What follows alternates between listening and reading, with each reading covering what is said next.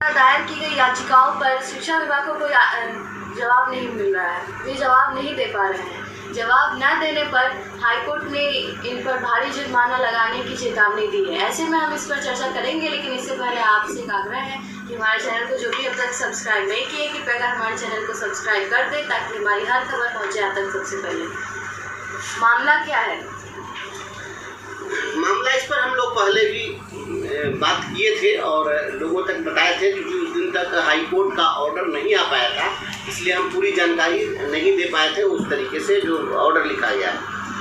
यह मामला नियोजित शिक्षकों को ग्रेच्युटी का लाभ देने से संबंधित मामला है। इस मामले में 25 अप्रैल 2019 को परिवर्तनकारी प्रारंभिक शिक्षक संघ ने याचिका दायर की थी और मांग की थी कि जो पेमेंट ऑफ ग्रेच्युटी एक्ट 1972 है उसे नियोजित शिक्षकों पर लागू किया जाए, जो अब तक लागू नहीं किया जा सका। यह पेमेंट ऑफ ग्रेच्युटी एक्ट 1972 कहता है कि अगर कोई भी नियोक्ता, चाहे वह सरकारी हो या वह प्राइवेट हो, अगर कोई कंपनी है, फैक्ट्री है, फार्म हाउस है, होटल है, ऑयल फील्ड है, कोई भी संस्थान हो इस प्रकार का जिसमें 10 या 10 से अधिक कर्मचारी को बहाल किया गया है, तो वैसी स्थिति में नियोक्ता के लिए बाध्यकारी है कि वह अपने कर्मचारियों को ग्रेच्युटी का लाभ देगा। तो यह हमने दायर किया था 25 अप्रैल 2019 को। इस मामले की जब सुनवाई हुई तो 27 अगस्त 2019 को सुनवाई करते हुए तत्कालीन जो न्यायमूर्ति थे, आज नहीं है, आदरणीय न्यायमूर्ति अनिल कुमार उपाध्याय जी ने, वो काफ़ी गंभीरता से उन्होंने लिया था। उन्होंने यह कहा कि जब शिक्षा विभाग पर आप लोग केस करेंगे तो ये कहेंगे कि नियोजित शिक्षक हमारे कर्मचारी नहीं हैं और ये पंचायती राज के कर्मचारी हैं, और पंचायती राज वाले से जब पूछेगा कि ये किनके कर्मचारी हैं तो कहेंगे कि हम कुछ करते ही नहीं है, तो शिक्षा विभाग करता है। तो ऐसी स्थिति में हाई कोर्ट ने पंचायती राज विभाग को भी इसमें पार्टी बना दिया खुद से, और उसमें जो लिखा था कि learned counsel for the petitioner is permitted to implead principal secretary Panchayati Raj as party respondent number 4।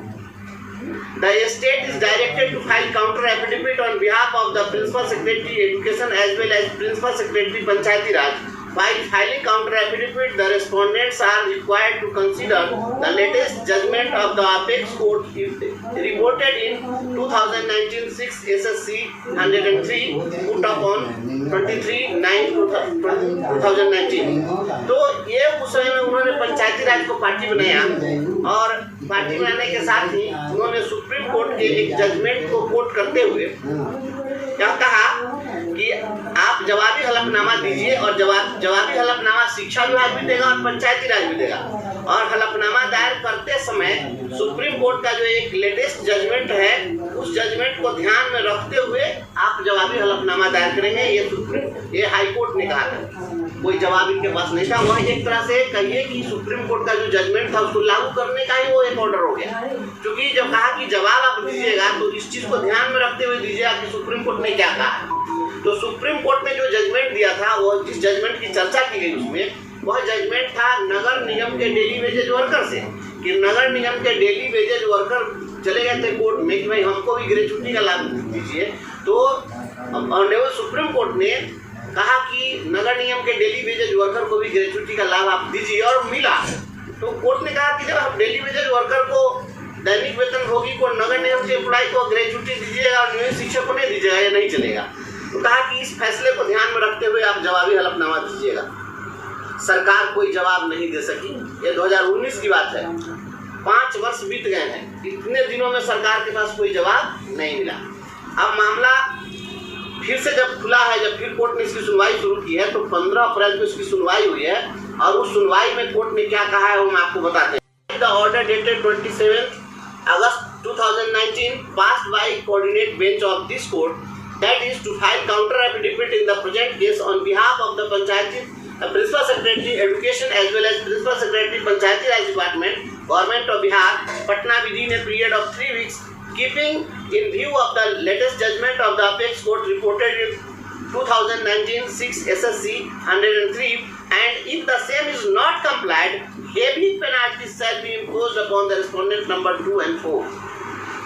अब इसमें क्या है कि कोर्ट ने कहा है कि आप जवाब नहीं दे रहे हैं। सुप्रीम कोर्ट के उस जजमेंट के लाइट में जो आपको 2019 में कहा गया था कि आप जवाब दीजिए, तो आप कोई जवाब नहीं दे पा रहे हैं। वैसी स्थिति में आप फिर से कहा जा रहा है कि जो हाई कोर्ट ने जो आपको आदेश दिया था कि सुप्रीम कोर्ट के उस जजमेंट को कंप्लाई कीजिए, तो उसको कंप्लाई करते हुए और आप जवाब दीजिए, और नहीं तो पंचायती राज के प्रधान सचिव और शिक्षा विभाग के प्रधान सचिव दोनों पर हेवी जुर्माना लगाया जाएगा। तो ये हेवी पेनाल्टी लगेगा। ये अब अगली सुनवाई जो होनी है उसकी 6 मई को सुनवाई होनी है, बहुत समय नहीं है।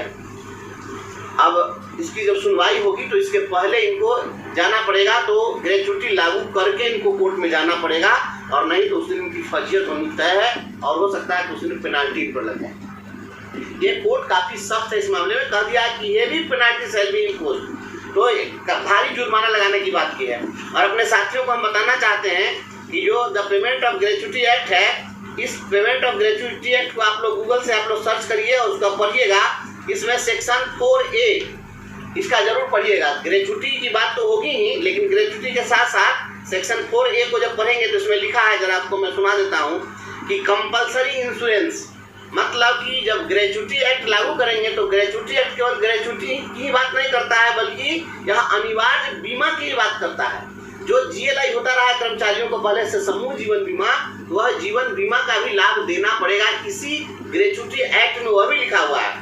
तो इसमें लिखा है सेक्शन 4A में compulsory insurance 1 which effect from such date as may be notified by the appropriate government in this behalf every employer other than an employer or an establishment belonging to or under the control of the central government or a state government shall subject to the provisions of subsection 2 obtain an insurance in the manner prescribed for his liability for payment towards the gratuity under this act from the Life Insurance Corporation of India established under the Life Insurance Corporation of India Act 1956, 31 of 1956 और any other prescribed insurer।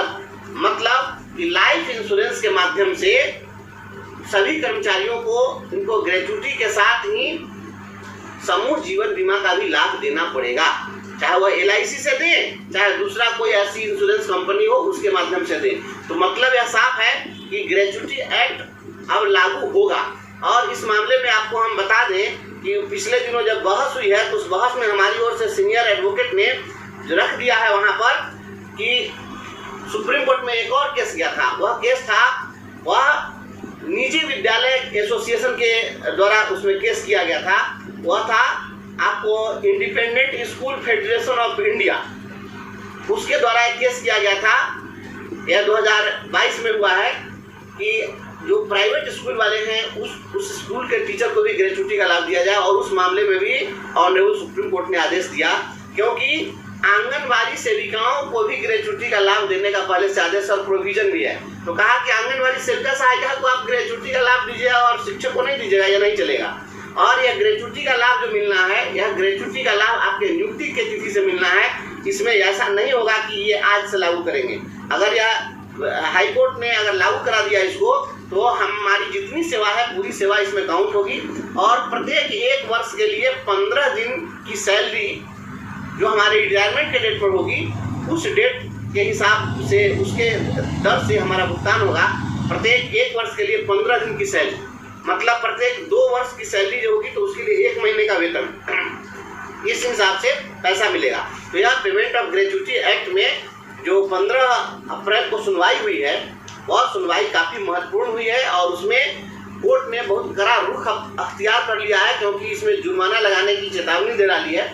तो मुझे विश्वास है कि जब 6 मई को इसकी सुनवाई होगी उसके पहले ग्रेच्युटी आपको मिल जाना चाहिए, या उस दिन निश्चित रूप से कड़ा आदेश पारित करेगा हाई कोर्ट, ऐसा हमें विश्वास है। और इसके साथ ही ग्रुप लाइफ इंश्योरेंस का भी लाभ मिल जाएगा। तो यह परिवर्तनकारी प्रारंभिक शिक्षक संघ के द्वारा न्यायालय में किया गया प्रयास यह सफलता की ओर अग्रसर है, यह हम शिक्षकों को इस वीडियो के माध्यम से बताना चाह रहे हैं। ऐसे ही खबर। तो दोस्तों आपने स्पष्ट रूप से सुन लिया, बड़ी अपडेट आ रही है यहाँ पे निकल कर और स्पष्ट रूप से देख सकते हैं कि नियोजित शिक्षकों को लेकर पटना हाई कोर्ट से अपडेट है। बड़ी जीत के पाठक की बड़ी हार हुई है। शिक्षा विभाग कहीं ना कहीं कटघरे में खड़ा है। स्पष्ट रूप से हमारे जो छात्र नेता हैं बंसी जी लगातार हमारे समर्थन और सपोर्ट में उतरते रहे हैं और इनका ज़्यादा सपोर्ट भी जो है वो मिलता रहा है। ऐसे में कहीं ना कहीं नियोजित शिक्षकों को लेकर बड़ी अपडेट आ रही है, अच्छी अपडेट आ रही है। अब आगे क्या कुछ होगा ये तो समय ही बताएगा। फिलहाल पटना हाई कोर्ट से राहत जो है वो मिली है, लगातार नियोजित शिक्षकों की जीत है और बंसीधर ने स्पष्ट रूप से ये बात यहाँ पे क्लियर कर दी है कि आने वाले समय में नियोजित शिक्षकों को हर प्रकार की सुविधा जो है वो दी जाएगी। जिन लोगों ने स्वतंत्रता परीक्षा नहीं दी है वो लोग उसी विद्यालय में अभी कार्यरत रहेंगे और आगे उनकी भी पोस्टिंग होगी। तो पोस्टिंग को लेकर भी उन्होंने अच्छी अपडेट दी। उन्होंने कहा भाई कि पोस्टिंग जो है प्रोन्नति जो है वो तो विभाग को करना ही है। दूसरी ओर के पाठक के फरमान से अभ्यर्थी काफ़ी ज़्यादा मायूस और निराश हैं। उनका भी कहना है कि भाई इस प्रकार का फरमान जो है ना जारी किया जाए। ग्रेजुएटी को लेकर और तमाम मुद्दों को लेकर बातें की है। वहीं दूसरी ओर ये बात भी क्लियर हो रही है कि नियोजित शिक्षकों का जो वेतन है उसमें जो है वो बढ़ोतरी हो सकती है। 22% बढ़ोतरी की बात जो है स्वतंत्रता पास राज्यकर्मी शिक्षकों के लिए कही जा रही है कि भाई उनके वेतन में जो है वो वृद्धि होगी। वेतन कितना आगे बढ़ता है ये तो समय ही बताएगा। तो दोस्तों इस वीडियो में इतना ही। पसंद आए तो शेयर कीजिएगा। धन्यवाद दोस्तों। जय हिंद, जय भारत।